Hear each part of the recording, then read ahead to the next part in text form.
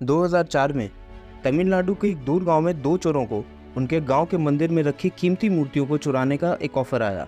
क्योंकि offer America से आया था तो चोरों ने बिना वक्त लगाए कुछ ब्रोंज के आइडल चुरा लिए और अमेरिका भेज दिया। बाद में वो वापस आए और बचे हुए आइडल्स भी चुरा लिए। ये स्टैचूज बिल्कुल प्राइसलेस थे और ये सब सरकार की आंखों के सामने से चोरी हो गए। लोगों के जहन में ये ज़रा सा भी नहीं था कि शिव जैसे भगवान जो बिना किसी जात पात के सबको अपना बनाते हैं, उनकी मूर्तियों को कोई पैसे के बल पर चुरा लेगा। गांव वाले उन मूर्तियों को 2000 सालों से पूछते आ रहे थे, पर क्योंकि अब उसे चोरों ने चुरा लिया है तो मंदिर में अब वहाँ बस एक फोटोग्राफ लगा है। ये कोई आम चोरी नहीं थी, ये एक ऑर्गेनाइज लूटिंग थी जहाँ पर इनवैल्यूएबल इंडियन आर्ट पर प्राइस टैग लगाकर स्मगल किया जा रहा था। ज़्यादातर चोरी हुए आइडियल्स दुनिया भर के बड़े म्यूजियम्स में दिखाई दिए, कुछ आर्ट गैलरीज में और कुछ प्राइवेट कलेक्टर्स के पास। इसका मास्टरमाइंड एक स्मगलर था जो यूएस लॉ एनफोर्समेंट हिस्ट्री में सबसे शातिर क्रिमिनल्स में से एक था।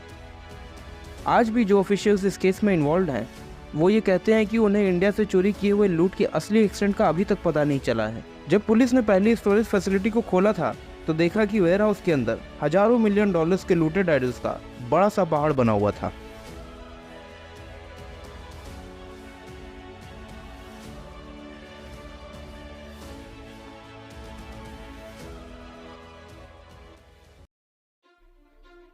इंडिया में आज हर 10 साल में लगभग 10,000 महंगे आर्टवर्क चोरी हो जाती हैं, यानी हर साल में 1,000। ये बात भी आज एक ओपन सीक्रेट है कि दुनिया भर के बड़े म्यूजियम्स में जो एंशिएंट आर्ट आप देख रहे हैं उसमें से वास्ट मेजॉरिटी कभी न कभी चोरी हुई थी। सवाल यह है कि कब। डिस्प्ले पे रखे हुए बहुत से ऑब्जेक्ट्स वर्ल्ड वॉर 2 के बाद चोरी हुए थे और आज कंटेम्प्रेरी ब्लैक मार्केट का हिस्सा हैं। ये सोचना बेवकूफ़ी होगी कि ज़्यादातर म्यूजियम्स को ये नहीं पता होता कि उनका सामान चोरी का है। कई बार वो जानते भी होते हैं कि सेलर्स के पेपर फेक हैं, पर फिर भी वो अपनी प्रॉफिट के लिए अप्रूव कर देते हैं, क्योंकि अगर म्यूज़ियम वाले वैसी ही मूर्ति लीगली रास्ते से लेंगे तो 10 टाइम्स ज़्यादा पे करना पड़ेगा। इंडिया में आप हर शिव टेम्पल में नृत्य करते हुए शिवा की मूर्ति नटराज देख सकते हैं। नट का मतलब डांस है और राजा का मतलब किंग, तो इस हिसाब से शिवा डांस के किंग है और डांस यूनिवर्स के सारे मूवमेंट्स का सोर्स रिप्रेजेंट करता है। और फॉरेनर्स भी इस आइडल को पसंद करते हैं क्योंकि इसमें कॉस्मिक सिंबॉलिक रिप्रेजेंटेशन है, और इसलिए भी क्योंकि ये बहुत सुंदर है। ये स्टैचूज कम्युनिटी के आर्ट एंड कल्चर के फाइनेस्ट प्रोडक्ट होते हैं और एट द सेम टाइम हमारे रिच पास्ट को हमसे जोड़ते हैं। गांव के टेम्पल्स में हज़ारों साल पुरानी मूर्तियां अनगार्डेड रखी रहती हैं, क्योंकि जो लोग उस एरिया में रहते हैं उन्हें पता ही नहीं होता कि मूर्तियों की कीमत मिलियंस ऑफ US डॉलर में होती हैं, और गाँव वाले के इसी भोलेपन का फ़ायदा स्मगलर्स उठाते हैं। तमिलनाडु के सुथमलई और श्रीपुरंथन टेम्पल में खूबसूरत ब्रॉन्ज के आइडल्स के साथ साथ शिवा का एक 4 फुट लंबा डांसिंग आइडल हुआ करता था। इसको चोरी करने के लिए स्मगलर्स चेन्नई के होटल में मिले और टारगेट के फोटोग्राफ्स एक्सचेंज किए।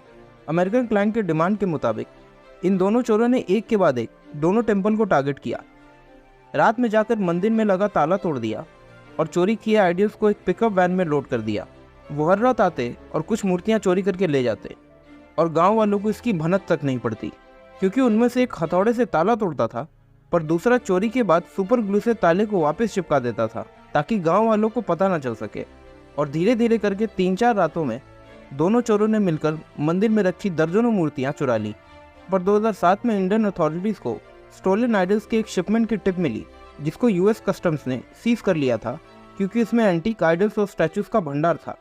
इंडियन अथॉरिटीज़ ने जब US कस्टम्स को कॉन्टैक्ट किया तब उन्होंने बताया कि शिपमेंट का डीलर कोई इंडियन है। सो इस टिप के बाद जब इंडियन पुलिस ने छानबीन शुरू की तब कुछ डॉक्यूमेंट्स और रिसिप्ट किसी निम्बस एक्सपोर्ट कंपनी के नाम के निकले। इस इंफॉर्मेशन के बाद US कस्टम ऑफिशियल्स ने केस को प्रोब करना शुरू किया। तब उन्होंने पाया कि निम्बस एक्सपोर्ट एक अमेरिका के जाने माने आर्ट डीलर सुभाष कपूर का है। जब ये पता चला कि सुभाष कपूर फॉरेन कंट्रीज़ के म्यूजियम के लिए इंडिया से मूर्तियाँ चोरी करवा रहा है तो पुलिस ने इन्वेस्टिगेशन और तेज कर दिया। सुभाष कपूर एक लॉन्ग टाइम डीलर था। कपूर दिल्ली में पैदा हुआ था और उसका बाप भी ऐसे ही चोरी का धंधा करता था। उसने अपने बाप की चोरी के धंधे को आगे बढ़ाया और यूनाइटेड स्टेट्स में जाकर मैनहट्टन में एक आर्ट गैलरी शुरू की। वहाँ पर उसने अपने चोरी की मूर्तियों को बेचना शुरू किया। कपूर का बिजनेस खानदानी था। उसके बाप ने पंजाब से मूर्तियाँ चुरा कर बेचना शुरू की थी, पर जब वो धीरे धीरे ख़त्म होने लगी तब कपूर ने साउथ इंडिया की तरफ रुख किया और मूर्तियों को अमेरिका में जाकर बेचना शुरू किया। 2000 के अर्ली ईयर्स तक उसने शुरू में प्रोमिनेंट डोनर बनकर और बाद में डीलर बनकर दुनिया के कुछ लीडिंग म्यूजियम्स में अपने मूर्तियों का सप्लाई शुरू किया। अमीर लोगों से सेटिंग के कारण उसका खौफ इतना खत्म हो चुका था कि उसने अपनी चोरी की गई मूर्तियों को अपने ही वेबसाइट पर डालना शुरू कर दिया ताकि दुनिया भर के लोग उसे खरीद सकें। लेकिन चोरी का माल बेचने में एक प्रॉब्लम थी। कपूर के बायर्स, जो कई बार गवर्नमेंट म्यूजियम्स होते, अक्सर उससे आर्ट पीस के ओरिजिनल ओनर्स का पेपर मांगते। इससे बचने के लिए कपूर हर बार एक नई कहानी बनाता था।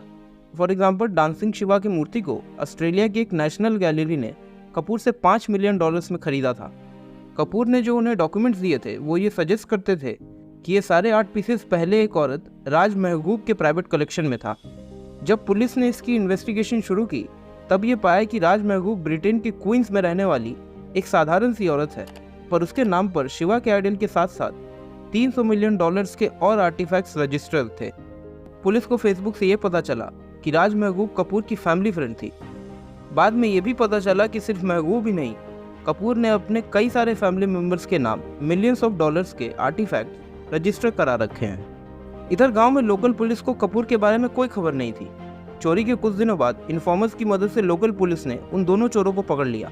जब पुलिस ने उनसे कड़ी पूछताछ की तो उन्होंने कपूर के राइट हैंड संजीव अशोकन का नाम उगल दिया। उनके कन्फेशन के बेस पर पुलिस ने एस्टैब्लिश किया कि संजीवी अशोकन ने चेन्नई में कपूर के इंस्ट्रक्शन पर ही इन दोनों चोरों को मंदिर से मूर्तियां चुराने का काम दिया था। और जब मंदिर में चोरी की हुई आइडल्स कपूर के अमेरिका वाली गैलरी में बेचने के लिए लगाए गए तब पुलिस को सारा मामला समझ आ गया।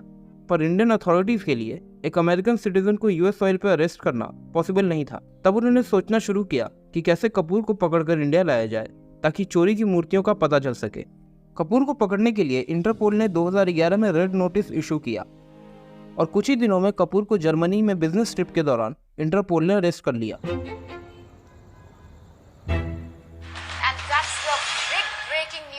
From rare artifacts to objects of the Harappan culture, as many as 300, believe it or not, have been seized by the US Immigration and Customs Department from arrested art dealer smuggler Subhash Kapoor.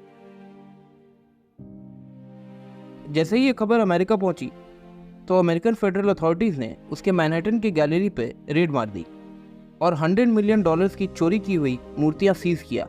उसके अलावा police को कपूर के business document से मिले जिसमें उसके Cambodia, Afghanistan, China और Vietnam के ट्रैफिकर्स के साथ उसके बिजनेस डीलिंग्स और रिकॉर्ड थे जो बाद में उसके ट्रायल में बहुत काम आए। पुलिस ने सिर्फ न्यूयॉर्क एरिया में ही 1 डजन से ज्यादा कपूर के वेयर हाउसेस को रेड किया।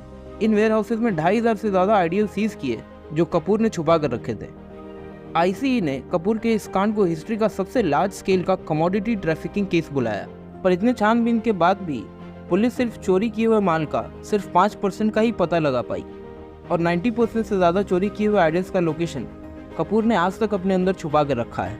क्योंकि सुभाष कपूर ने सबसे ज़्यादा आइडल्स इंडिया से चोरी किए थे, इसीलिए इंटरपोल ने कपूर को इंडियन अथॉरिटीज़ के हवाले कर दिया और तमिलनाडु के त्रिची सेंट्रल जेल में ट्रायल और सजा काटने के लिए भेज दिया गया और 2002 में कपूर को जर्मनी से इंडिया लाया गया। पर इंटरपोल को इंडिया के जुडिशियल सिस्टम के खराब हालत के बारे में बिल्कुल नहीं पता था और इसी वजह से उसको सजा सुनाने में 10 साल से भी ज़्यादा का वक्त लग गया।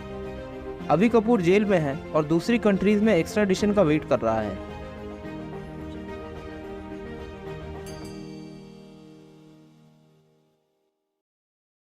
ये लोग दुनिया भर के प्राचीन आर्ट वर्क्स को अपने म्यूजियम में भर लेना चाहते हैं ताकि ज़्यादा से ज़्यादा लोग पैसे देकर देखने आए।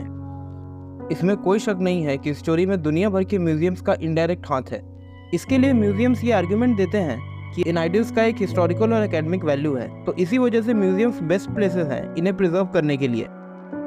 पर सच बात यह है कि अगर हमें हिस्टोरिकल आर्ट को सच में प्रिजर्व करना है तो इन आर्ट वर्क्स को उन कम्युनिटीज़ के साथ ही छोड़ देना चाहिए ताकि वो अच्छे से प्रिजर्व हो सकें।